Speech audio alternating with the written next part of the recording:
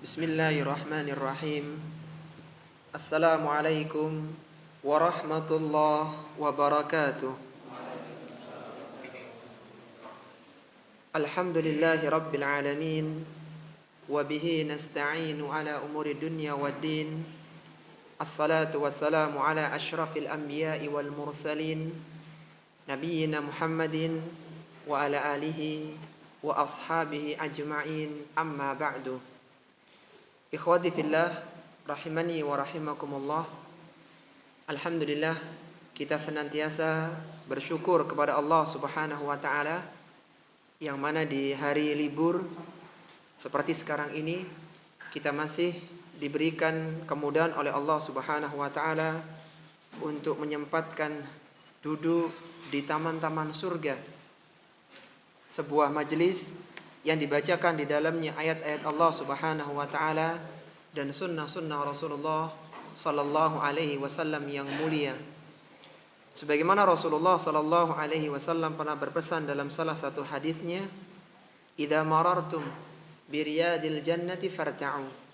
Kalaulah kalian melewati dari taman-taman surga, maka singgahlah sejenak. Maka berhentilah sebentar. Qila wa mariyadul jannati ya Rasulullah, apa kiranya taman surga itu wahai Rasulullah? Qala khilaqu dzikri, yaitu majelis-majelis keilmuan.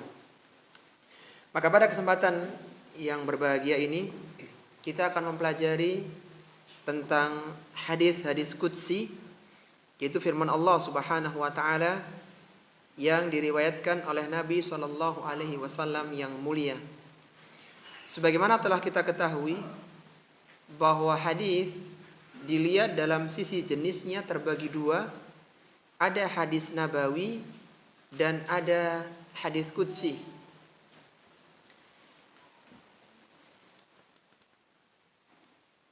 Hadis nabawi adalah hadis yang diriwayatkan dari Nabi sallallahu alaihi wasallam atau dinisbahkan dari Nabi kepada Nabi sallallahu alaihi wasallam, baik berupa ucapan, perbuatan, ketetapan, bahkan tentang sifat fisik Nabi sallallahu alaihi wasallam yang mulia.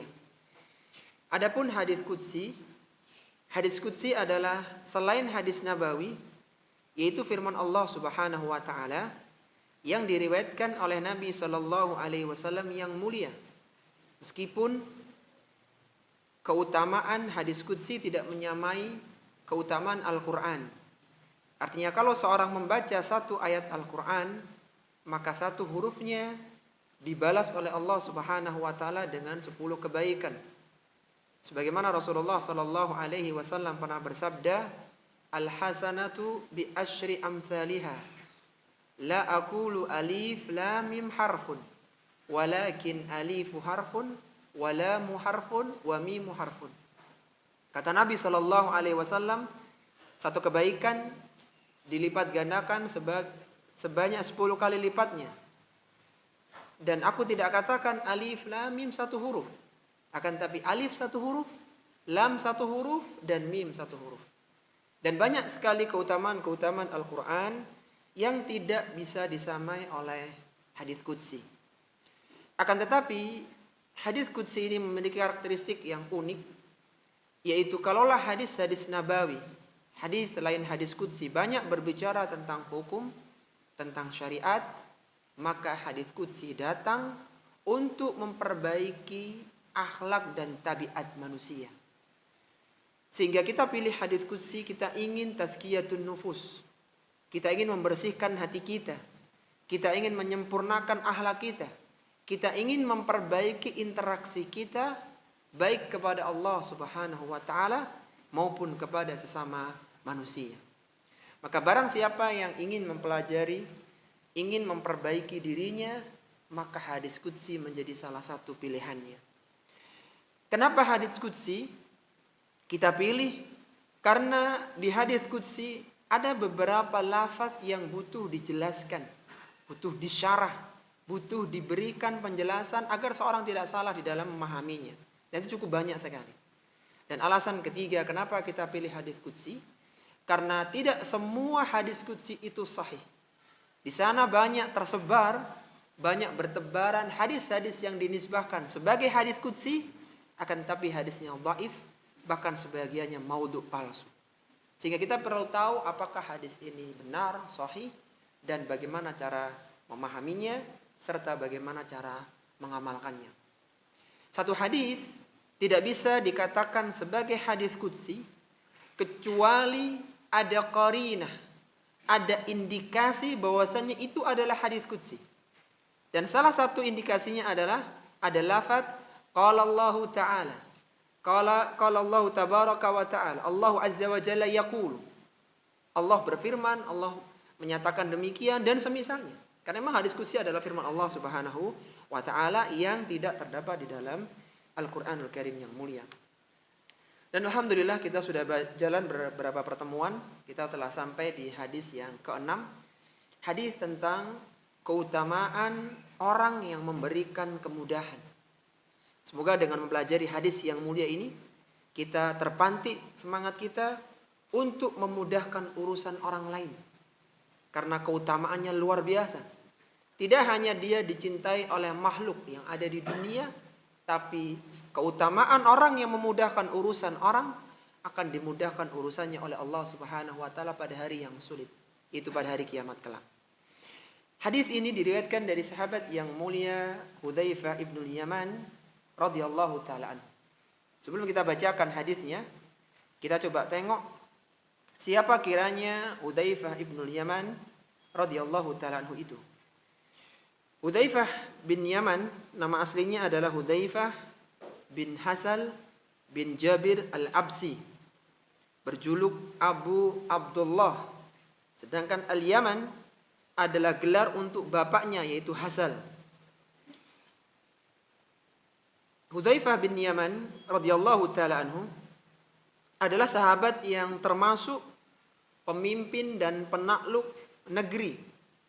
Dan sahabat inilah yang mendapatkan gelar sahibu sirri Rasulullah sallallahu alaihi wasallam. Sahabat rahasianya Rasulullah sallallahu alaihi wasallam. Kenapa Hudzaifah ibnul Yaman diberikan gelar itu? Karena Rasulullah sallallahu alaihi wasallam mendiktekan kepada Hudzaifah siapa kiranya nama orang-orang munafik di zaman Nabi sallallahu alaihi wasallam.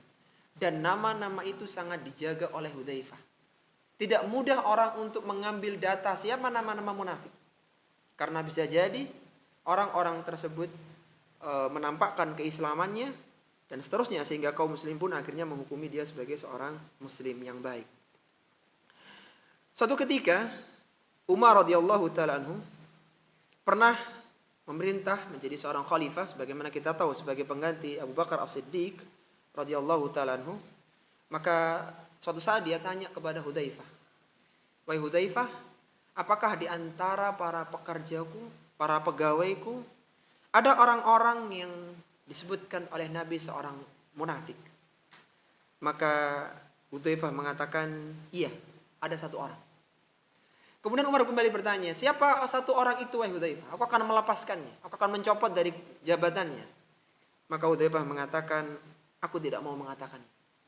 Perhatikan, Hudzaifah ibnul Yaman seorang yang tahu siapa nama-nama munafikin, tapi tidak bermudah-mudahan dalam mengatakan fulan munafik, fulan munafik, fulan munafik. Sangat berhati-hati. Aku tidak mau mengatakannya.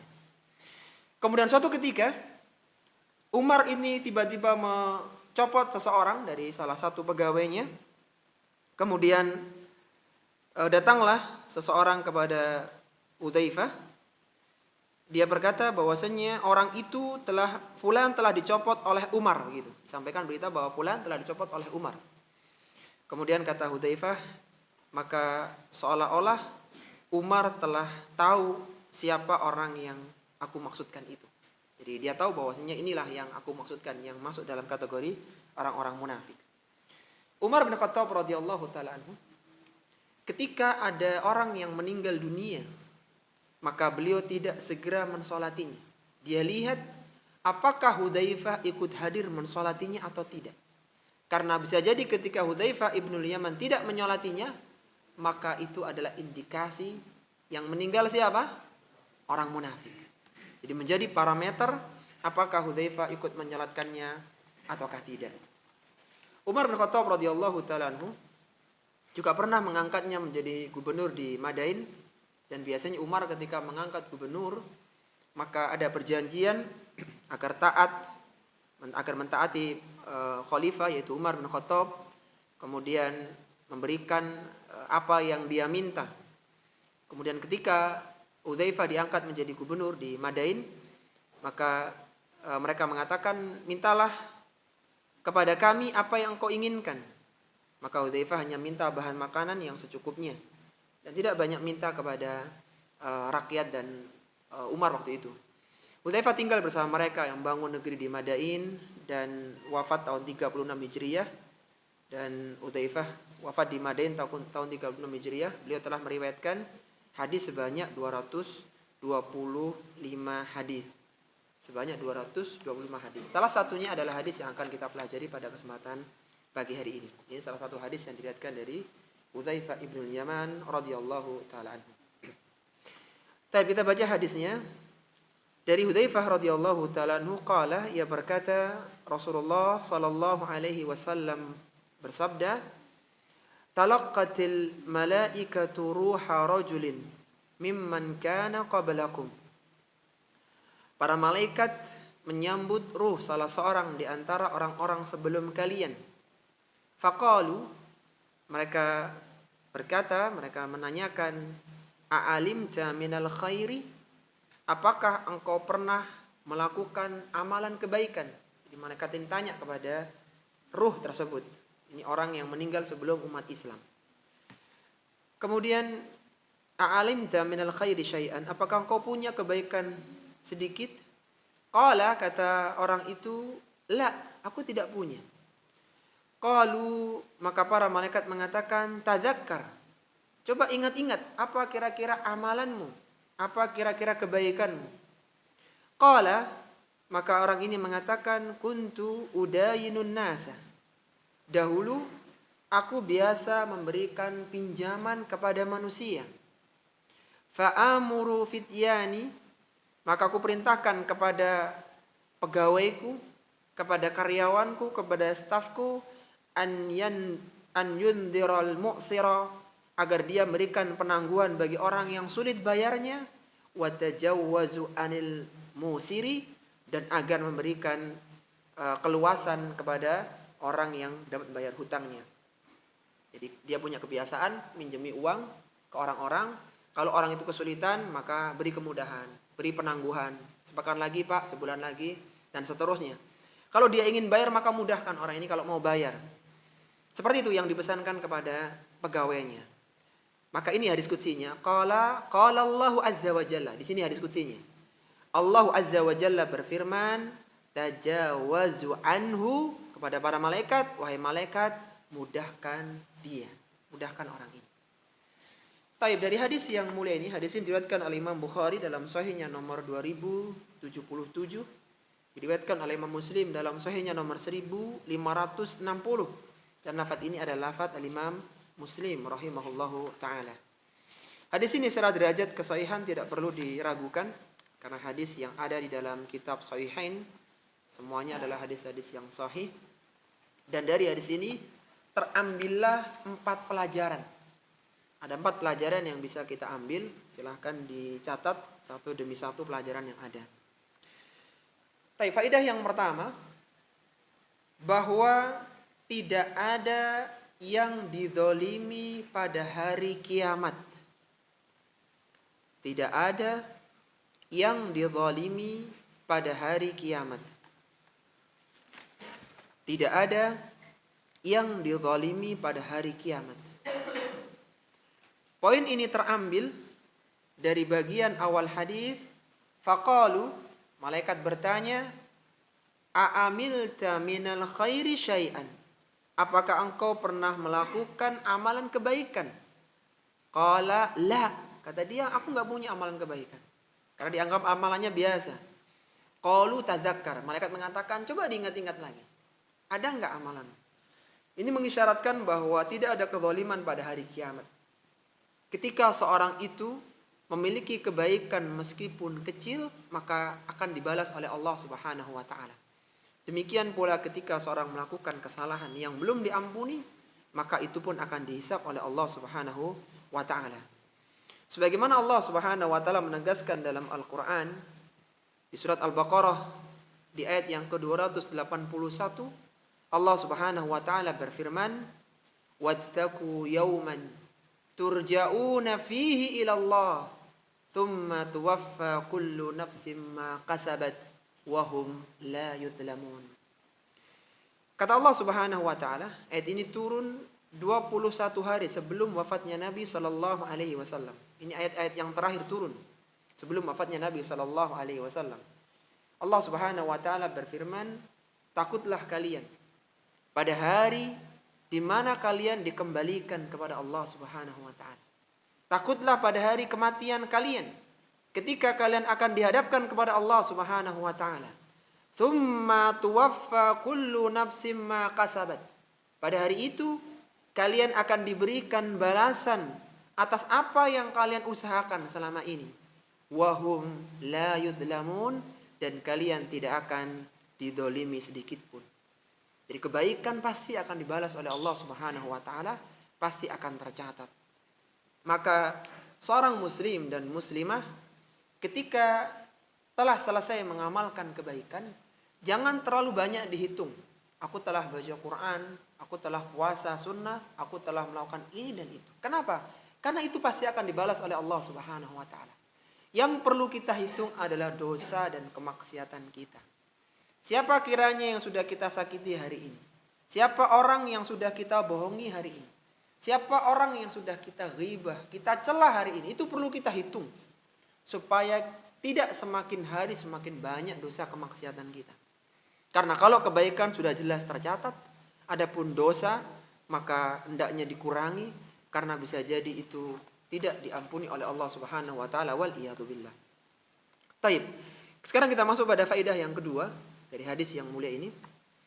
Faedah yang kedua adalah keutamaan memberikan kemudahan hutang bagi orang lain. Keutamaan memberikan kemudahan hutang bagi orang lain. Keutamaan memberikan kemudahan hutang bagi orang lain. Faedah yang kedua ini terambil dari potongan hadis qala kuntu udayinun nas, yang mengatakan aku dahulu biasa meminjami manusia, dia menghutangi manusia, fa'amuru fityani an yundhiru al-mu'sira wa tajawazu 'anil musiri. Aku perintahkan kepada pelayanku agar dia memberikan penangguhan kepada orang yang kesulitan bayar hutang dan memberikan kemudahan bagi orang yang memiliki keluasan. Maka dari sini faedah yang terambil, orang yang memberikan kemudahan bagi orang yang menghutangi itu ada keutamaannya. Dan ini mengingatkan kepada kita yang benar ketika hutang piutang, meskipun dengan orang yang kita kenal, dengan orang yang keluarga bahkan, maka hutang itu dicatat. Dicatat, Waalaikumsalam warahmatullahi wabarakatuh, berapa jumlahnya dan kapan pelunasannya, atau minimal kapan kesepakatan nyicilnya, ngangsurnya. Itu ditulis. Dan itu disebutkan oleh Allah Subhanahu wa taala dalam Al-Qur'an. Sampai surat ayat yang terpanjang dalam surat Al-Baqarah adalah ayat tentang masalah hutang. Dan salah satunya adalah Allah perintahkan falyaktub, tulislah hutang itu. Karena bisa jadi kita yang bertransaksi itu tahu ini hutang, akan tapi tidak bagi istri dan anak-anak kita. Bahkan hutang ini adalah masalah yang perlu kita perhatikan. Karena ketika seorang meninggal dunia, hutangnya belum dilunasi, maka ini bisa bermasalah bagi jenazah. Sebagaimana kata Nabi SAW, nafsul mu'mini mu'allaqatun bidaini hatta yuqda anhu. Kata Nabi SAW, jiwa orang yang beriman itu tergantung, tergadai dengan hutangnya hatta yuqda anhu, sampai hutang itu dilunasi. Kalaulah ada orang yang menjadi mujahidin, syuhada, perang, dia meninggal karena perang di jalan Allah Subhanahu wa taala, maka semua dosanya diampuni oleh Allah Subhanahu wa taala kecuali satu, yaitu hutang. Allah tidak akan biarkan hutang ini kecuali akan dimintai pertanggungjawaban pada hari kiamat kelak. Rasulullah Shallallahu Alaihi Wasallam dahulu, ketika ada sahabat yang meninggal dunia, maka beliau tanya, apakah fulan punya hutang? Ketika dikatakan dia punya hutang, wahai Rasulullah, apakah dia punya harta untuk melunasinya? Kalau dikatakan tidak, maka sallu ala sahibikum, kata Nabi. Salatilah teman kalian ini. Artinya beliau tidak mensolati. Dan itu menjadikan berat di hati para sahabat. Karena orang yang disolati oleh Nabi SAW menunjukkan ini orang yang baik, yang insya Allah adalah penghuni surga. Dan Rasul tidak mensolatinya. Bahkan sampai suatu ketika ada seorang yang punya hutang dan tidak ada harta untuk melunasinya, maka awalnya Rasul tidak mensolatinya. Kemudian ada sahabat Abu Thalha yang melunasinya, yang siap melunasinya, maka beliau melunasinya. Dan ketika ditanya oleh Rasul, apakah sudah dibayar wahai Abu Thalha? Belum wahai Rasulullah, segera bayar, segera diselesaikan. Ini semua adalah nas-nas dalil yang menunjukkan bahwa hutang itu adalah perkara yang tidak sederhana. Sehingga jangan bermudah-mudahan dalam urusan hutang. Jangan bermudah-mudahan dalam masalah hutang piutang, karena itu adalah masalah yang berat. Kalaulah dia terpaksa berhutang, maka hutang itu harus dicatat. Salah satu faidah selain supaya ahli waris itu tahu bahwa kita punya hutang. Bahkan salah satu yang dianjurkan ditulis dalam wasiat adalah hutang. Wasiat itu salah satu faidahnya adalah, salah satu keutamanya adalah ketika nanti terjadi penangguhan. Jadi misalnya sepakat akan dibayar di hari Ahad tanggal 19 Juni 2022 misalnya, dan ternyata dia tidak bisa. Ini pun harus izin ya. Mohon maaf saya nggak bisa bayar karena begini begitu, harus izin. Maka orang yang mempiutangi, yang menghutangi itu, ketika dia memberikan penangguhan, satu harinya dia seolah-olah bersedekah sebesar dana yang dihutangkan. Jadi misalnya ada orang pinjam uang kita 1 juta, dan dia harus bayar hari ini tanggal 19 Juni 2022, qadarullah dia tidak bisa. Anaknya sakit, istrinya sedang ini dan sebagainya. Intinya dia tidak bisa bayar. Kapan bayarnya? Bayarnya baru pekan depan, hari Ahad pekan depan. Maka kita sebagai penghutang seolah-olah kita sedekah sebanyak 7 juta. Perharinya 1 juta. Itu keutamaannya. Sebagaimana kata Nabi SAW, man anzara mu'siran falahu bikulli yaumin mithluhu sadaqatun. Barang siapa yang berikan tempo terhadap orang yang kesulitan membayar hutang, dia berikan tempo. Oke, kalau gitu sepekan lagi, sebulan lagi, tahun depan kalau perlu. Maka selama itu pula, setiap harinya dia mendapatkan pahala sedekah semisal besarnya hutangnya tersebut. Meskipun uang 1 juta itu akan balik ke kita di hari pekan depan. Tapi seolah kita tiap harinya sedekah 1 juta, 1 juta, dan 1 juta. Permasalahannya, kalaulah hutang itu tidak ditulis, maka kapan acuan sedekahnya jadi tidak jelas. Ketika tidak ditulis, kapan nih pelunasannya? Enggak jelas. Padahal itulah hari H kapan kita dihitung sedekah dari piutang kita. Bahkan kalaulah kita memberikan kebebasan, ya, karena kita tahu nih fulan Masya Allah, dia sebenarnya orang yang bersungguh-sungguh dalam masalah pembayaran hutang, tapi dia benar-benar terhimpit hutang, terlilit hutang. Dan kita berikan kebebasan, maka orang yang seperti ini akan mendapatkan naungan pada hari kiamat. Di hari tidak ada naungan kecuali dengan Allah Subhanahu wa taala. Sebagaimana kata Nabi sallallahu alaihi wasallam, man andara mu'siran. Barang siapa yang berikan tempo kepada orang yang kesulitan membayar hutang, aw wada'a anhu, atau dia meletakkan hutangnya, artinya udahlah kalau gitu nggak usah dibayar, diikhlaskan hutangnya. Apa keutamaannya? Adhallahu Allahu fi dhillihi. Niscaya Allah akan berikan naungan pada hari kiamat dengan naungan Allah Subhanahu wa taala. Jangan dikira naungan pada hari kiamat itu naungan yang biasa. Pada hari kiamat manusia akan berdiri tidak menggunakan busana sehelai kain pun. Dia harus berdiri tanpa alas kaki di tengah terik matahari yang 1 mil. Sehingga manusia waktu itu berpeluh. Ada yang sampai mata kakinya, sampai pinggangnya, sampai pundaknya, sampai kedua telinganya, bahkan ada yang tenggelam dengan keringatnya. Dan tidak ada yang bisa berlindung waktu itu, karena tidak ada tempat berlindung kecuali Allah lindungi. Dan saat itu bukan waktu sejam 2 jam. Tapi manusia berdiri 50.000 tahun. Separuh dari 50.000 tahun.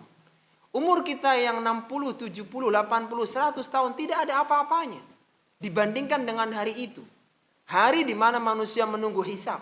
Sampai-sampai manusia berbondong-bondong meminta kepada para nabi dan rasul agar hisab segera dimulai. Agar segera disidang. Kalaulah mereka harus masuk neraka, biar masuk ke neraka. Kalau mereka beruntung masuk ke surga, biar masuk ke surga. Penantian yang sangat panjang. Maka di saat yang terik demikian hausnya, tidak ada air waktu itu, sampai berpeluh demikian rupa, Allah berikan naungan kepada beberapa orang tertentu. Yang salah satunya adalah orang yang dulu membebaskan orang lain dari hutang yang dia punya. Jadi dibebaskan hutangnya, maka dia mendapatkan naungan. Ketika orang lain pada berpeluh, maka dia tenang di tempatnya. Dia bagaimana dia menikmati sejuknya naungan pada hari kiamat kelak. Kalau ada seorang yang mampu berdiri 1 hari di siang hari, maka itu sungguh sangat payah. Ini berdiri di hari yang sangat panjang, 50.000 tahun dibagi 2. Sebagaimana Allah berfirman dalam Al-Quran, Yauma yaqumun nasu li rabbil alamin. Pada hari manusia berdiri di hadapan Rabb semesta alam. Itu kata para ulama tafsir, itu mereka berdiri 50.000 tahun, ya separuh dari 50.000 tahun. Sehingga kata orang-orang ketika mereka bangkit dari alam kuburnya, apa mereka katakan? Ka'annahum yawma yarawunaha lam yalbasu illa ashiyatan aw duhaha. Mereka ketika bangkit dari alam kubur mereka tidak katakan, kami tidak hidup di dunia illa ashiyatan aw duhaha. Kecuali asyiyah. Asyiyah adalah waktu antara zuhur dengan asar. Itu isinya 60, 70, 100 tahun. Atau duhaha. Dari waktu pagi subuh sampai duha. Itu panjangnya 60-70 tahun. Seperti itu. Dibandingkan dengan panjangnya kehidupan setelah kematian. Dan itu bukan masa yang pendek. Itu adalah sesuatu yang berat. Sehingga beruntunglah orang-orang yang memberikan kemudahan. Bahkan memberikan pembebasan kepada orang yang memiliki hutang dengannya. Ini dalil-dalil bagi orang yang mempiutangi orang lain. Jangan terbalik. Adapun bagi orang yang berhutang, maka dia harus berusaha untuk segera menyelesaikan hutangnya. Dalil-dalil yang kita bawakan itu adalah dalil untuk orang yang punya harta yang menghutangi orang lain. Keutamanya apa tadi? Dia akan dianggap sedekah sebesar dana yang dihutangkan. Bahkan ketika dibebaskan, maka dia akan mendapatkan naungan. Itu dalil untuk orang yang menghutangi. Adapun bagi orang yang berhutang, dia harus berusaha untuk segera melunasi hutangnya. Ketika seorang punya harta, apalagi sampai di hari H kesepakatan dia dengan orang yang dia hutangi, maka saat ditunda itu adalah bentuk kezaliman. Kata Nabi SAW, matlul ghani zulmun. Penundaan dari orang yang memiliki harta, maka itu adalah kezaliman. Jadi jangan terbalik. Jangan orang yang punya hutang, yang dia pinjam uang, dia katakan, kalaulah engkau memberikan keluasan bagiku, maka 1 hari sedekah sebesar uang ini. Ini dalil terbalik. Seharusnya dia katakan, aku ketika punya uang, aku harus segera melunasi hutang. Perkara dia sedekah atau tidak, itu urusan dia dengan Allah. Adapun urusanku, bagaimana aku segera melunasi hutang. Dan barang siapa yang punya tekad kuat, ketika pinjam ingin melunasinya, maka Allah akan mudahkan dalam pelunasannya. Sebagaimana orang yang dari awal pinjamnya dia ingin melakukan kezaliman, kecurangan, maka Allah akan beratkan dia dalam mengembalikan hutangnya. Jadi sekali lagi, gunakan dalil dalam tempatnya. Mana dalil untuk orang-orang kaya dan mana dalil untuk orang-orang yang akan pinjam harta. Jangan terbalik. Jadi jangan menggunakan dalil itu untuk menjadikan orang lain itu kezalimi dengan apa yang kita lakukan. Dan perlu kita ingatkan, ikhwati fillah rahimani wa rahimakumullah, selain jangan bermudah-mudahan dalam masalah hutang, ketika seorang itu punya hutang, biasanya ada syubhat seperti ini biasanya. Fulan itu uangnya banyak. Kalau hanya pinjam 100.000 mah, dia itu nggak butuh uang itu. Pakai aja dulu. Pakai dulu, kalau perlu bilang, afwan masih belum ada uang. Ini syubhat ikhwati fillah. Perkara dia uang banyak, uang sedikit, itu urusan dia sekali lagi. Urusan kita adalah ketika hari H, tanggal yang disepakati kita berusaha untuk membayarnya. Itu urusan kita. Perkara nanti dia banyak uang, itu terserah. Perkara nanti dia uang ini kita diserahkan kepada kita kembali, itu urusan dia. Tapi ingat, kita sebagai seorang yang peminjam harus berusaha mengembalikan. Harus bisa mengembalikan. Sehingga jangan sampai orang yang mempiutangi itu merasa berat. Karena dia yang punya harta, justru dia yang harus nagih orang yang dipinjamnya, atau orang yang meminjam hartanya. Ini jangan sampai. Dan itu ada bentuk kezaliman kepada manusia. Dan ingat, hutang akan ditagih oleh Allah Subhanahu wa taala sampai pada hari kiamat kelak. Baik. Kemudian pelajaran yang ketiga dari hadis yang mulia ini, balasan di akhirat sesuai dengan jenis amalannya. Balasan di akhirat sesuai dengan jenis amalannya. Balasan di akhirat sesuai dengan jenis amalannya. Pelajaran ini terambil dari potongan hadis, qala Allah azza wa jalla tajawwazu anhu. Allah berfirman kepada para malaikatnya, mudahkanlah orang ini. Setelah dia punya kebiasaan memudahkan urusan piutang orang lain. Maka dari bagian hadis ini terambillah sebuah faidah, sebuah pelajaran yang masyhur, yaitu al-jaza'u min jinsil amal. Al-jaza'u min jinsil amal. Bahwasanya balasan di akhirat sesuai dengan jenis amalannya dia. Ketika seorang biasa di dunia memudahkan urusan orang lain, maka pada hari kiamat Allah akan mudahkan urusannya. Sebaliknya, ketika orang biasa mempersulit urusan orang lain, maka Allah akan persulit dia. Ketika dia dermawan, maka Allah akan dermawan kepadanya. Ketika dia biasa memberikan makan, Allah akan berikan makan pada hari kiamat di surga kelak. Dan demikian seterusnya. Apa yang menjadi amalan kebiasaan itu akan dibalas oleh Allah Subhanahu wa taala. Bahkan disebutkan dalam riwayat yang lain, ya, dalam lafaz yang lain, disebutkan dalam redaksi, kana rajulun yudayinun nasa. Dahulu ada seorang yang biasa menghutangi manusia, fakana yaqulu li fatahu. Maka orang ini dia katakan kepada pegawainya, pelayannya, idza ataita mu'siran fatajawaz anhu. Kalaulah engkau mendapati orang yang masih belum bisa bayar cicilan, bayar tagihan, fatajawaz anhu, maka mudahkan orang itu. Apa dia katakan pemilik harta ini? Dia katakan begini, la'allallaha yatajawazu anna. Semoga Allah besok memudahkan kita juga. Jadi motif dia ketika memudahkan orang lain karena berharap nanti semoga Allah mudahkan. Dan ini perlu para ikhwan. Jadi kadang kita perlu tanamkan motif-motif ukhrawi. Kita berikan makan orang, semoga Allah berikan makan kita di surga. Kita mudahkan urusan Allah, semoga Allah mudahkan kita. Demikian ditanamkan kepada pegawainya. Jadi perhatikan bagaimana orang ini tidak hanya sekedar urusan bisnis, tapi ditanamkan nilai-nilai ukhrawi. Mudahkan urusan orang. Apalagi yang pinjam adalah seorang muslim, orang yang butuh dana, maka mudahkan. Semoga Allah mudahkan urusan kita. Apa kata Rasulullah? Falakiyallahu fatajawaza anhu. Maka dia ketika bertemu dengan Allah, Allah pun memudahkan urusannya. Taib, sebelum kita masuk pada pelajaran yang keempat, kita baca dulu 3 pelajaran yang sudah kita keluarkan. Apa saja tadi? Tidak ada kezaliman pada hari kiamat, 1. Yang kedua, keutamaan memberikan kemudahan utang bagi orang lain. Yang ketiga, balasan di akhirat sesuai dengan jenis amalannya. Taib, sekarang pelajaran yang keempat, jangan meremehkan amalan kebaikan meskipun kecil. Jangan meremehkan amalan kebaikan meskipun kecil. Jangan meremehkan amalan kebaikan meskipun kecil. Disebutkan dalam hadis di atas bahwa perbuatan memberikan kemudahan hutang itu tampak tidak bernilai. Bahkan kalau antum ingat tadi redaksi awal itu, malaikat bertanya, apakah engkau punya amalan kebaikan? Kata dia, jawabnya apa? Tidak, aku nggak punya amalan. Malaikat mengatakan, tadzakkar, coba diingat-ingat lagi. Apa amalan kebaikanku ya?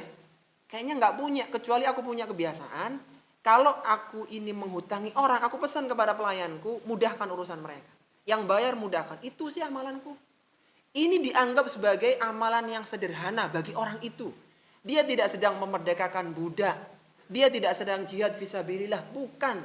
Ini dia sedang berbisnis. Tapi dia pesan kepada pelayannya begitu. Itu dianggap amalan biasa. Maka ternyata Justru amalan itu yang menjadikan dia masuk ke dalam surga. Disebutkan dalam riwayat yang lainnya ya. Rasulullah Shallallahu Alaihi Wasallam bersabda, Inna rajulan kana fi man kana qablakum. Sesungguhnya seorang laki-laki di kalangan orang-orang terdahulu, atahul malaku. Dia didatangi oleh malaikat liyaqbidha ruhahu, untuk mencabut ruhnya. Jadi didatangi akan dicabut ruhnya. Faqila lahu, maka ditanyakan kepada orang ini, hal amilta min khairin? Apakah engkau punya amalan kebaikan? Qala ma'a'lamu, aku tidak tahu. Qila lahu unzur, kata malaikat, coba diingat-ingat lagi. Qala ma'a'lamu syai'an ghaira anni kuntu ubayi'un nasa fid dunya.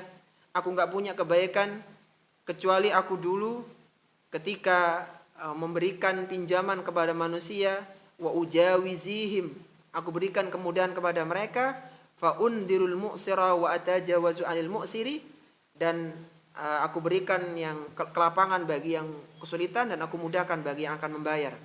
Fa adkhalahu Allahul jannah, dan Allah Subhanahu wa taala memasukkan orang ini ke dalam surga. Ini menjadi sebuah pelajaran kepada kita bahwa amalan-amalan yang kelihatannya sederhana, maka itu jangan diremehkan. Ketika itu adalah kebaikan, maka bisa jadi seorang bisa masuk surga gara-gara amalan tersebut. Kita tahu ya, kisah yang sangat masyhur tentang wanita bezina di zaman Bani Israel. Dia masuk surga gara-gara apa amalannya? Memberikan minum seekor anjing.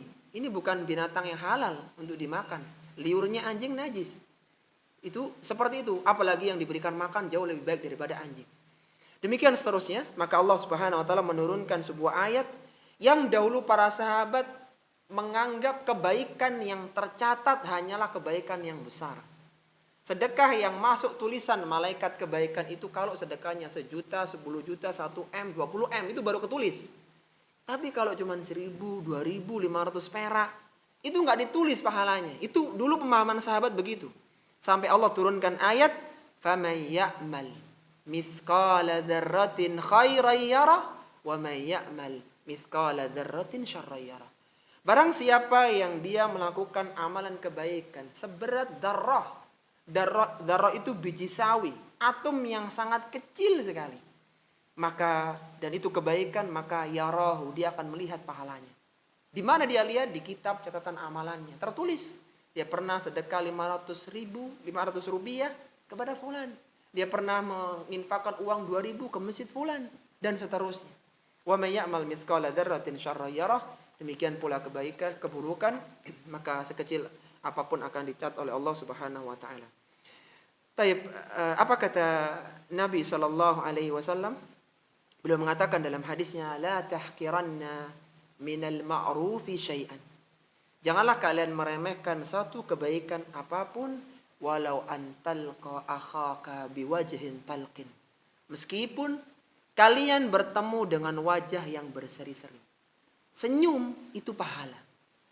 Membalas chat dengan barakallahu fikum, jazakumullahu khairan, yang sekarang sudah ada stiker-stikernya itu jangan dikira itu hal yang biasa.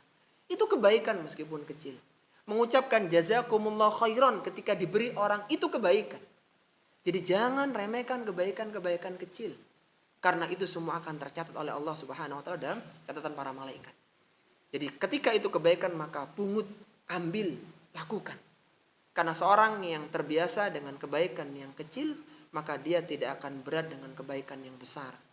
Bukankah orang yang terbiasa bangun malam diawali dengan kebiasaan sholat witir 1 rakaat sebelum tidur?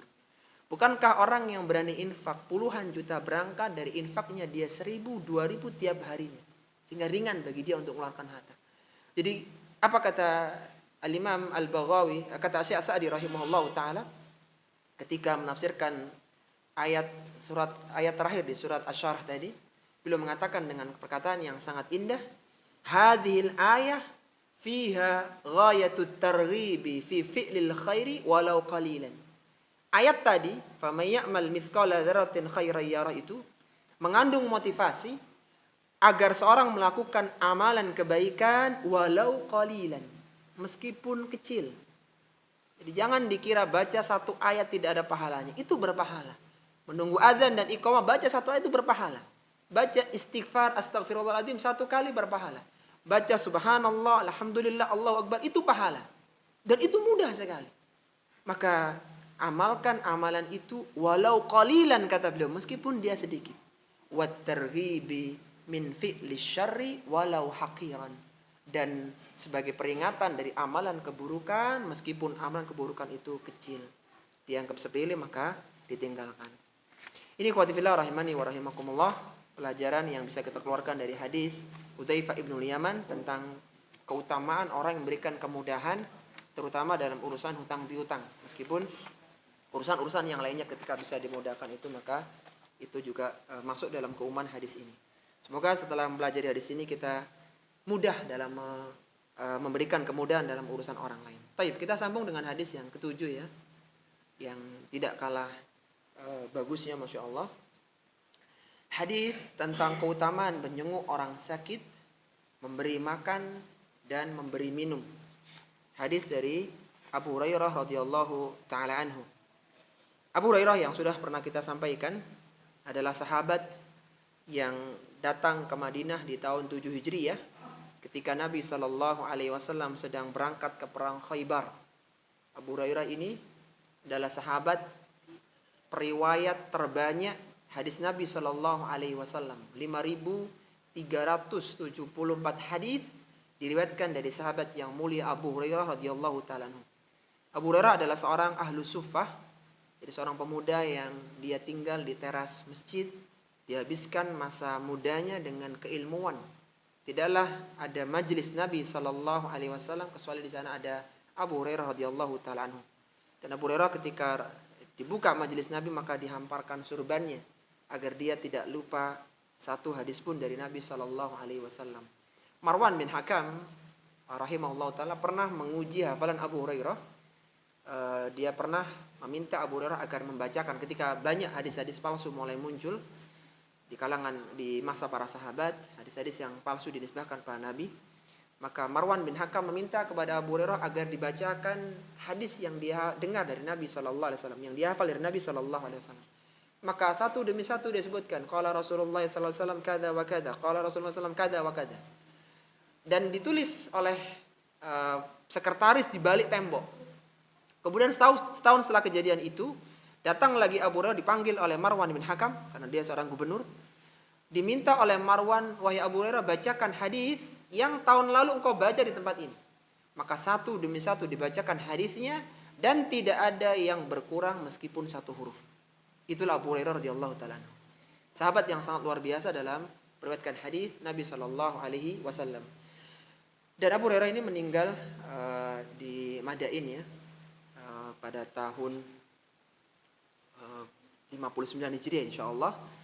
Dan beliau adalah sahabat yang masya Allah luar biasa, sangat menjaga sunnah Nabi sallallahu alaihi wasallam karena dari beliau banyak diriwayatkan hadis-hadis Nabi sallallahu alaihi wasallam. Taib. Salah satu hadisnya dari 5.374 itu adalah hadis yang akan kita pelajari pada kesempatan kali ini.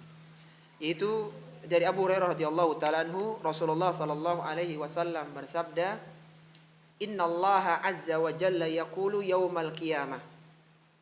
Sesungguhnya Allah Azza wa Jalla berfirman, ini hadis qudsinya di sini ya, ada firman Allah di situ.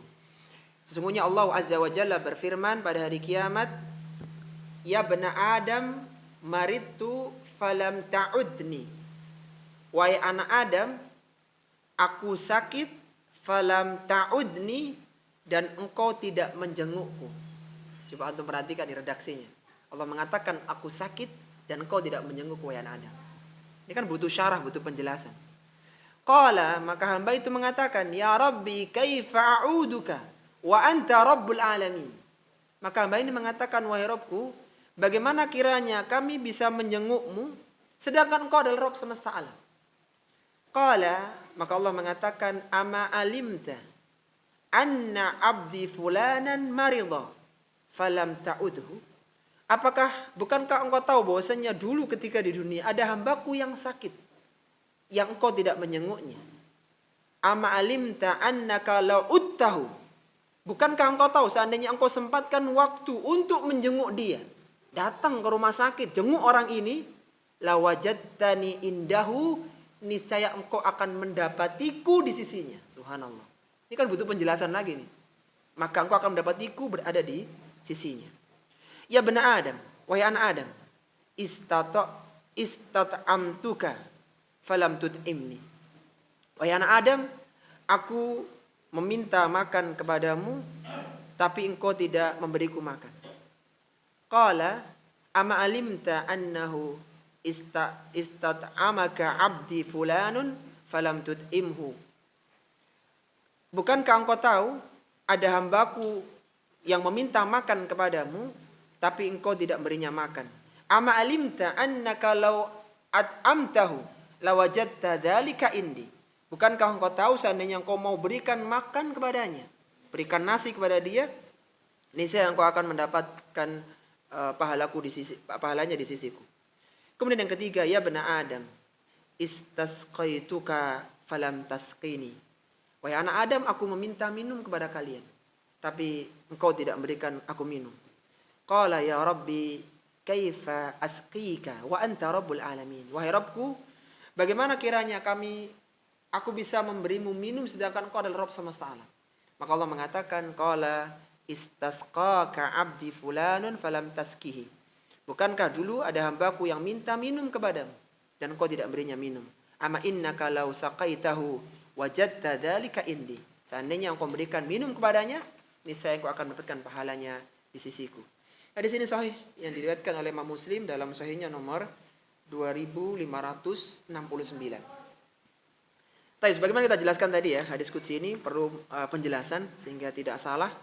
Bagaimana Allah menyatakan Allah sakit, Allah minta makan, dan Allah minta minum.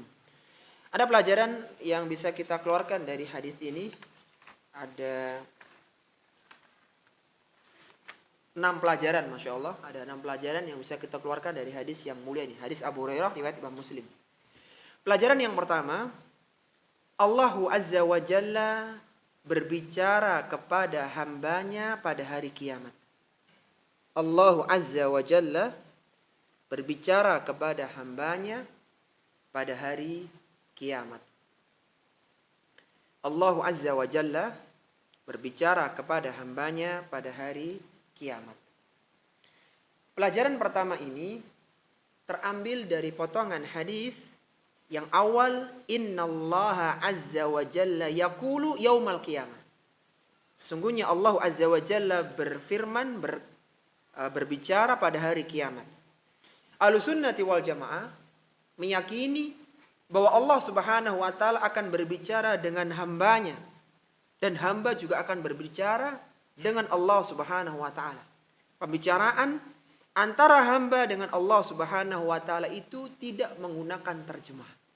Sebagaimana Rasulullah sallallahu alaihi wasallam menjelaskan dalam hadisnya, la yalqayannallaha ahadukum yauma yalqahu laisa bainahu wa bainahu turjuman yatarjimu lahu.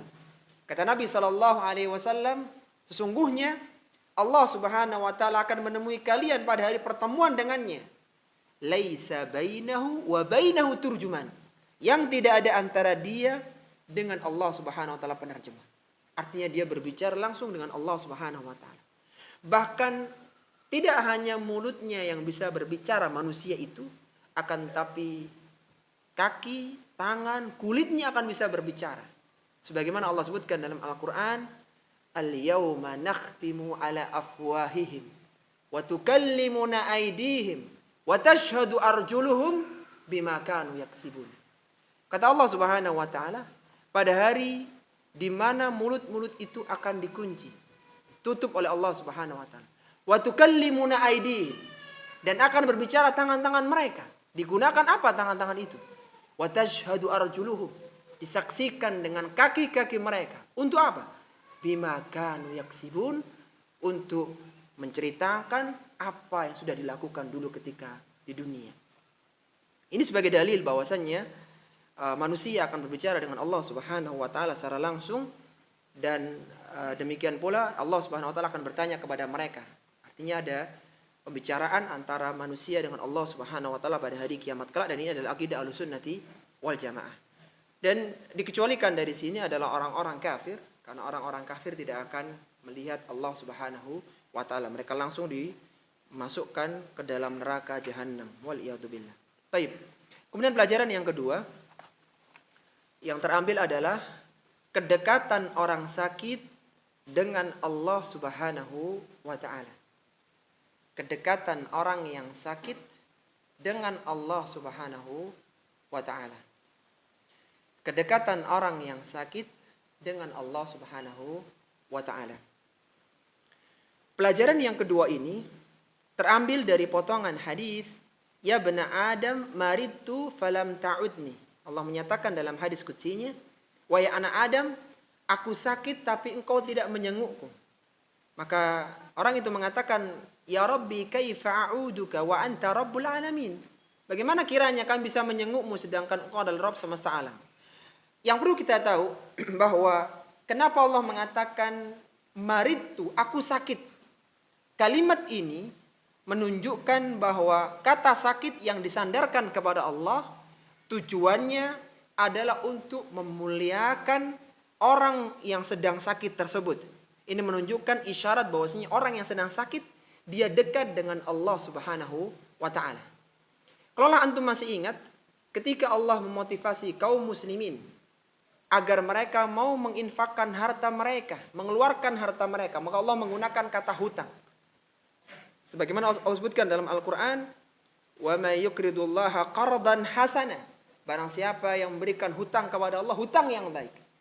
Hutang yang baik, hutang yang dimaksudkan dalam ayat itu bukan hutang kepada Allah, tapi infaknya seorang muslim dimasukkan hartanya ke jalan Allah Subhanahu wa taala. Jadi dinisbahkan seperti menghutangi kepada Allah yang pasti Allah akan kembalikan. Sama ketika Allah katakan, ya bena Adam maridtu, wahai anak Adam aku sedang sakit. Bukan berarti Allah sakit. Tetapi Allah ingin tunjukkan orang yang sakit itu demikian dekatnya kepada Allah sehingga disandarkan sakit itu kepada Allah Subhanahu wa taala. Sebagaimana Baitullah, karena mulianya Baitullah Ka'bah dinisbahkanlah kepada Allah Subhanahu wa taala. Jadi itu yang dimaksud dengan maritu, artinya menunjukkan isyarat tentang dekatnya orang yang sakit dengan Allah Subhanahu wa taala. Semoga poin yang kedua ini menjadikan kita berbahagia ketika sakit. Karena kita sekarang sedang dekat dengan Allah Subhanahu wa taala. Sehingga ketika orang sakit ya demam dan yang lainnya, maka dia ingat ini saat aku dekat dengan Rabbku. Sebagaimana ketika seorang sholat, maka saat terdekat dia dengan Allah adalah ketika sujud. Maka perlamalah dalam sujud itu. Maka ketika sakit tetap kita berobat. Sebagaimana sabda Nabi SAW, tadawau, berobatlah kalian. Tetapi tidak berkeluh kesah ketika sakit. Karena dia yakin ketika ini Allah sedang dekat kepadaku. Permintaanku akan dikabulkan oleh Allah Subhanahu wa taala. Jadi kembali lagi, faedah yang kedua adalah kedekatan orang yang sakit dengan Allah Subhanahu wa taala. Kemudian yang ketiga, pelajaran yang ketiga, anjuran untuk menjenguk orang sakit. Anjuran untuk menjenguk orang sakit. Anjuran untuk menjenguk orang sakit.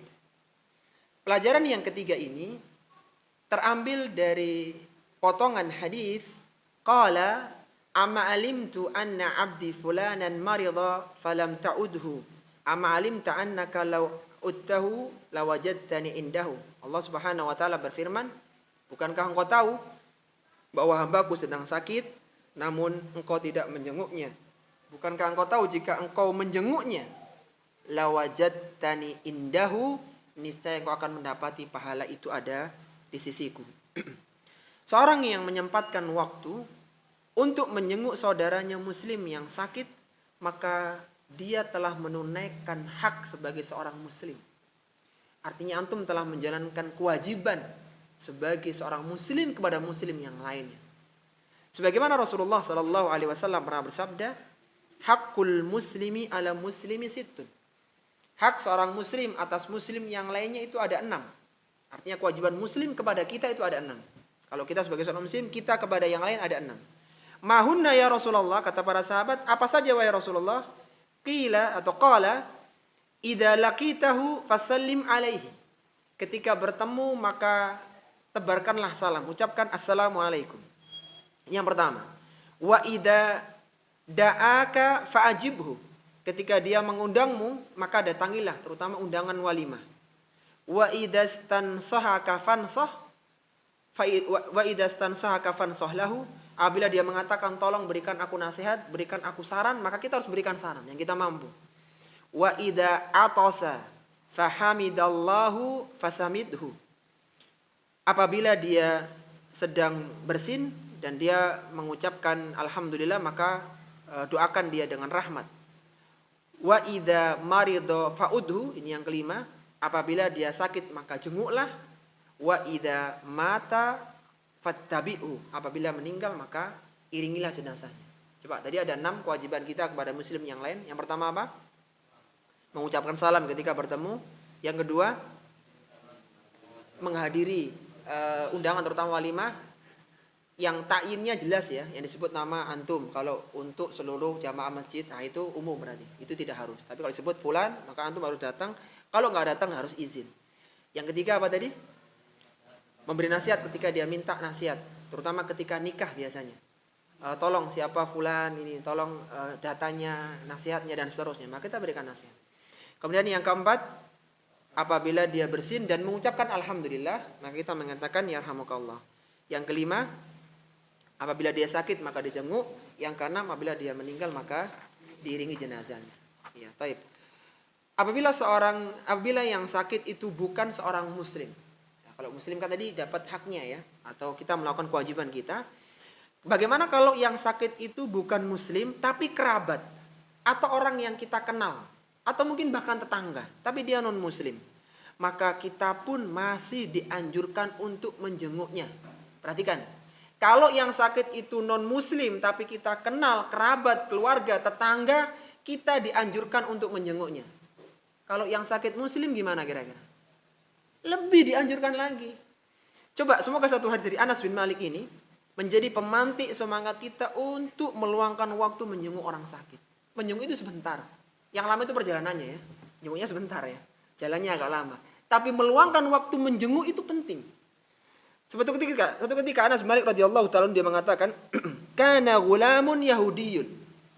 Ada seorang pemuda Yahudi, yakhdumun Nabiyya sallallahu alaihi wasallam famarida. Ada seorang pemuda Yahudi yang dia dulu pernah bantu Nabi dan dia sedang sakit. Kan kita tahu di Madinah itu Rasulullah 10 tahun dan di sana beliau tinggal di tengah-tengah komunitas orang Yahudi. Nah, ada salah seorang pemuda Yahudi yang dulu pernah bantu Nabi dan dia sedang sakit. Apa yang dilakukan oleh Nabi? Fatahun Nabiyyu sallallahu alaihi wasallam ya'uduhu. Maka Nabi mendatanginya dan menjenguknya. Yang dijenguk siapa ini? Yahudi, bukan sahabat. Ini bukan orang Islam, orang Yahudi. Faqa'ada inda ra'sihi. Maka Rasul duduk di sebelah kepalanya, dekat. Karena biasanya orang sakit kan nggak bisa teriak-teriak. Dekat supaya dia nggak butuh energi banyak untuk bicara.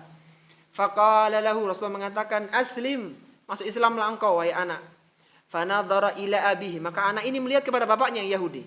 Fahuwa indahu, yang ada di sisinya. Faqala lahu, maka bapaknya mengatakan, ati Abul Qasim. Ikuti, patuhilah Abul Qasim, yaitu Rasulullah Muhammad sallallahu alaihi wasallam. Maka apa kata Nabi? Fa aslama. Anak ini pun mengatakan syahadat, dia masuk Islam.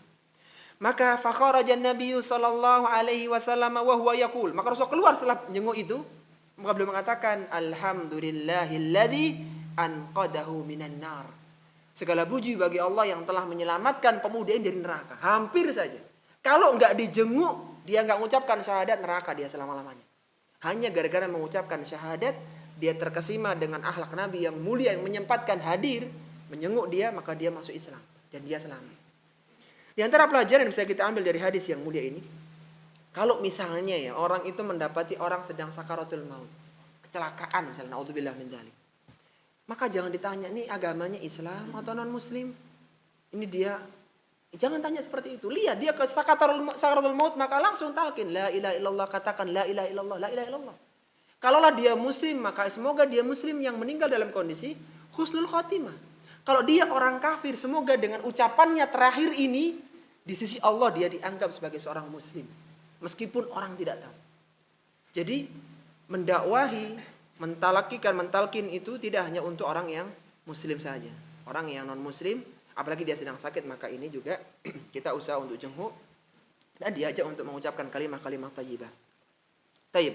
Hendaknya orang yang menjenguk orang sakit bertanya tentang keadaan orang yang sakit ya.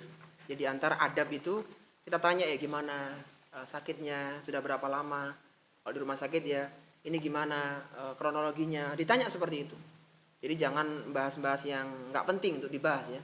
Jadi tanya sehingga kita kelihatan simpati kepada dia. Kita seolah ikut merasakan. Jadi ketika dia menceritakan, Masya Allah ini habis jatuh, subhanallah. Kita ikut simpati, dia lebih ringan rasanya. Apa yang dilakukan oleh Ibunda Aisyah radhiyallahu ta'ala ketika menyenguk? Kata Aisyah radhiyallahu ta'ala anha, "Lamma qadima Rasulullah sallallahu alaihi wasallam al-Madinata, bu'ika Abu Bakrin wa Bilal." Ketika Rasulullah sallallahu alaihi wasallam tiba di Madinah, maka Abu Bakar dan Bilal itu sedang demam, sedang sakit.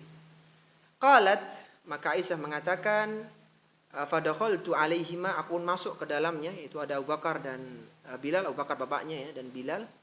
Dan dia mengatakan, "Ya abati kaifa tajiduk?" Wahai bapakku, gimana keadaanmu sekarang? Wa ya Bilal kaifa tajiduk? Gimana Bilal kabarnya? Tanya seperti itu. Jadi ditanya bagaimana kondisinya, bagaimana ini. Jadi siapkan ya. Jadi tapi juga jangan terlalu panjang-panjang ya. Kadang setiap orang tanya kabarnya lelah nanti yang sakit itu. Ditanyain banyak orang ya. Dan ingat ya, seorang yang sakit, seorang yang menyenguk orang sakit hendaknya mengatakan sesuatu yang baik. Meskipun guyonan, katakan yang baik. Jadi jangan mengatakan ucapan-ucapan yang buruk. Karena kenapa demikian? Karena para malaikat itu sedang mengaminkan apa yang dia ucapkan. Ketika menyenguk orang sakit itu, saat ada doa maka itu diaminkan oleh para malaikat.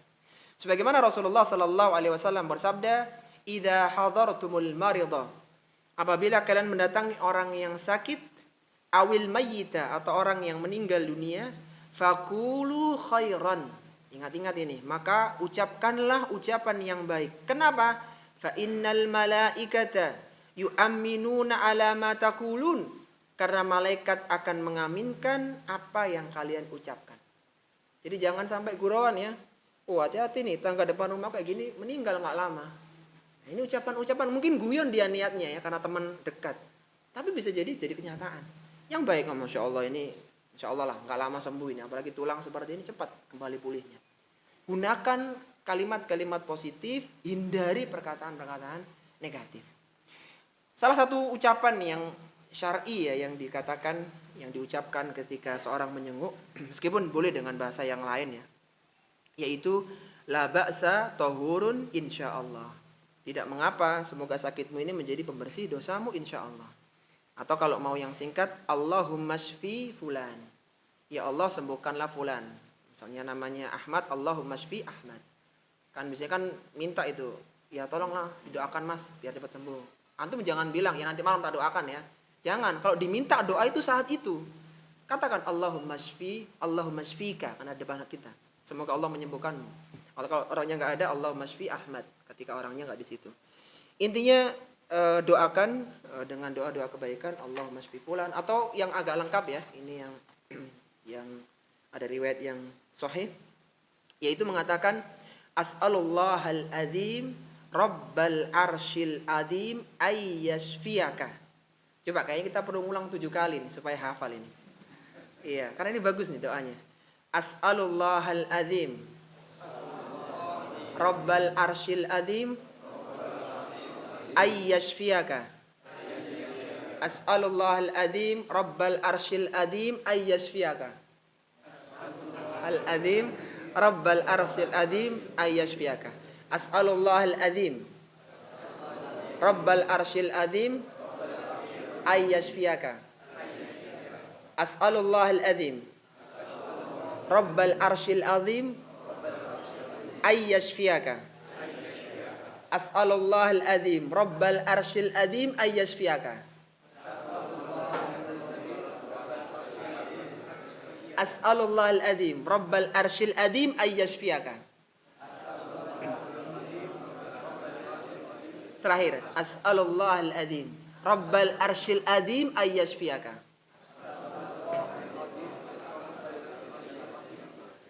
Kenapa harus 7 kali begitu ya? Ada hadisnya soalnya. Diriwayatkan dari Abdullah bin Abbas radhiyallahu ta'ala anhuma, dia mengatakan Nabi sallallahu alaihi wasallam bersabda, "Man 'ada maridan," Barang siapa yang mengunjungi orang sakit, lam yahdur ajaluhu, yang sakit itu tidak mengantarkan dia kepada kematian, dia nggak akan mati dengan sakit seperti ini. Faqala indahu sab'a mirarin, dan dia ucapkan doa ini 7 kali. Apa doanya? Tadi itu yang antum baca. As'alullahal adzim, Rabbal arsyil adzim ayyashfiyaka. Aku mohon kepada Allah, pemilik arsy yang agung, Rabbnya arsy yang agung, ayyashfiyaka, agar memberikan kesembuhan kepadamu sebanyak 7 kali, illa afahullahu min dzalikal marad, kecuali Allah pasti akan sembuhkan dia dari penyakitnya. Jika ada orang kejadian ya kondisinya parah gitu, antum baca doa ini. Ya meskipun nggak harus kenceng-kenceng ya. Sambil ini antum bacakan, apalagi dia lagi nggak sadar, antum bacakan. Antum harus yakin, insya Allah sembuh kalau dia nggak mati dengan penyakitnya. Dan ini masya Allah hadisnya sahih, diriwayatkan oleh Abu Dawud dalam sunannya nomor 3106 dan disahihkan oleh Syekh Al-Albani dalam Sahihul Jami'-nya nomor 6388. Taib. Kemudian yang keempat adalah anjuran untuk memberi makan. Anjuran untuk memberi makan. Anjuran untuk memberi makan. Tadi disebutkan di sana Allah menyatakan hambaku meminta makan kepadamu, falam tud'imhu, dan engkau tidak memberikan makan kepadanya. Maka memberi makan orang miskin dan menjenguk orang sakit merupakan salah satu amalan yang dapat menjadikan seorang masuk ke dalam surga. Sebagaimana suatu ketika Rasulullah itu pernah bertanya kepada para sahabatnya di pagi hari ya, mungkin seperti jam kita sekarang mungkin, atau ba'da subuh. Rasulullah mengatakan begini, man asbaha minkumul yauma sha'iman. Siapa di antara kalian yang hari ini puasa? Qala Abu Bakr radhiyallahu ta'ala anhu, ana. Abu Bakar acung tangan, dia mengatakan ana, aku wahai Rasulullah. Baik, kemudian yang kedua, faman tabi'a minkumul yauma janazatan. Siapa di antara kalian yang sudah ngantar jenazah? Qala Abu Bakr radhiyallahu ta'ala anhu, ana. Abu Bakar mengatakan saya wahai Rasulullah. Kemudian yang ketiga, faman at'ama minkumul yauma miskinan. Siapa di antara kalian yang pagi ini sudah ngasih makan orang miskin? Qala Abu Bakr radhiyallahu ta'ala anhu, ana. Abu Bakar kembali mengatakan aku wahai Rasulullah. Kemudian yang keempat, faman ada minkumul yauma maridan. Siapa di antara kalian yang sudah jenguk orang sakit pagi ini? Jadi berangkat subuh mampir atau sebelumnya dia mampir kemudian berangkat ke masjid. Qala Abu Bakr radhiyallahu ta'ala anhu, maka Abu Bakar mengatakan ana, aku wahai Rasulullah. Setelah terkumpul 4 amalan tadi, apa kata Nabi? Faqala Rasulullah sallallahu alaihi wasallam, majtama'na fi imri'in illa dakhalal jannah. Tidaklah 4 amalan itu terkumpul pada diri seorang kecuali dia pasti masuk surga. Kalaulah kita hari itu ya sedang puasa sunnah misalnya, kita sedang jenguk orang sakit puasa-puasa, kemudian apalagi tadi amalannya, mengantar jenazah ya, kemudian kebetulan ada yang meninggal, kalau kurang 1 tinggal beli nasi bungkus lah. Beli nasi bungkus kasih ke orang supaya genap. Kata Nabi, majtama'na fimri'in illa dakhalal jannah. Tidaklah terkumpul 1 amalan itu pada diri seorang kecuali dia masuk ke dalam surga. Dan memberi makan orang itu, memberi makan, kebiasaan memberi makan orang adalah kebiasaannya penghuni surga. Barang siapa yang ingin dimasukkan ke dalam surga, maka dia harus membiasakan diri suka memberi makan orang. Sebagaimana Allah berfirman dalam surat Al-Insan, wa yut'imuna ta'ama ala hubbihi miskinan wa yatiman wa asira. Di antara sifat penghuni surga, mereka memberikan makanan yang disukainya kepada orang miskin, kepada anak yatim dan orang-orang yang ditawan. Baik, kemudian pelajaran yang kelima, anjuran untuk memberi minum. Pelajaran yang kelima, anjuran untuk memberi minum. Pelajaran ini terambil dari potongan hadis istasqaka abdi fulanun falam yaskihi. Allah berfirman, hambaku minta minum kepadamu tapi engkau tidak berikan minum. Maka dari sini dianjurkan kepada seorang muslim dan muslimah untuk memberi minum dan kelebihan air yang dimilikinya kepada orang lain. Seorang yang menolak memberikan kelebihan air kepada orang lain, maka Allah tidak akan mengajaknya bicara, Allah tidak akan melihatnya pada hari kiamat kelak. Sebagaimana disebutkan oleh Nabi SAW, thalathatun la yukallimuhumullahu yaumal qiyamati wa la yanzuru ilaihim. Ada 3 golongan manusia. yang Allah tidak akan mengajaknya bicara dan tidak melihat mereka. Siapa mereka itu? Yang pertama, rajulun halafa ala sil'atin laqad a'ta biha aktsara mimma a'ta wa huwa kadhibun. Yang pertama adalah orang yang bersumpah atas dagangannya bahwa ia telah membeli harga dengan yang lebih mahal daripada harga jualnya. Wa huwa kadhibun, padahal dia dusta. Ini Mas, demi Allah harganya 300.000 ana beli. Antum tak kasih cuma 200.000. Jadi dia bersumpah harganya lebih mahal daripada yang dia jual. Dan dia dusta, harganya nggak segitu sebenarnya. Maka orang ini nggak akan dilihat oleh Allah, tidak akan diajak bicara oleh Allah Subhanahu wa taala pada hari kiamat. Kemudian yang kedua, wa rajulun halafa ala yaminin kadhibatin ba'dal usri liyaqtati'a biha mala rajulin muslimin. Yang kedua adalah orang yang bersumpah palsu setelah asar untuk memperebutkan harta muslim yang lainnya. Jadi orang yang sedang berdebat, dia sumpah palsu, dan biasanya dilakukan setelah asar. Itu hanya waktu-waktu yang biasa digunakan untuk orang berdebat begitu, untuk memperebutkan harta. Maka itu pun nggak dilihat oleh Allah. Kemudian yang ketiga, kata Nabi SAW, wa rajulun mana'a fadla ma'in, yaitu orang yang menahan kelebihan air. Jadi dia punya minum banyak, yang lainnya pada kehausan disimpan sendiri. Dia tahan air itu. Fayaqulullah, maka Allah akan berkata, al-yauma amna'uka fadli. Pada hari ini aku akan menahan keutamaanku kama mana'ta fadla malam ta'mal yadaka. Sebagaimana dahulu engkau pernah menahan kelebihan air yang bukan dari usaha tanganmu. Air itu kan kita cuma ngumpulin, bersihin, nyetak, ngemas. Nggak bisa orang produksi air. Air dari Allah Subhanahu wa taala. Sebagaimana Allah sebutkan di akhir surat Al-Mulk, Allah mengatakan, ara'aita in asbaha ma'ukum ghaura faman ya'tikum bima'in ma'in. Afara'aita, apa pendapat kalian? Kalau air di bumi kalian itu kering, faman ya'tikum bima'in ma'in. Siapa yang bisa produksi air untuk kalian? Enggak ada. Air itu dari Allah Subhanahu wa taala. Maka orang yang menahan air diancam dengan hadis yang keras ini. Tapi kita ulang dulu 5 pelajarannya sebelum pelajaran yang terakhir. Apa tadi pelajarannya? Allah berbicara pada hambanya pada hari kiamat. Yang kedua, kedekatan orang yang sakit dengan Allah Subhanahu wa taala. Yang ketiga, anjuran untuk menjenguk orang sakit. Sepertinya perlu segera dibentuk tim ini. Tim untuk menjenguk orang sakit. Sehingga hidup hadis ini. Jadi Masya Allah, amalan sangat luar biasa. Tapi kemudian yang keempat, kebiasaan memberi makan. Ya, kayaknya perlu ada konsumsi kayaknya ini.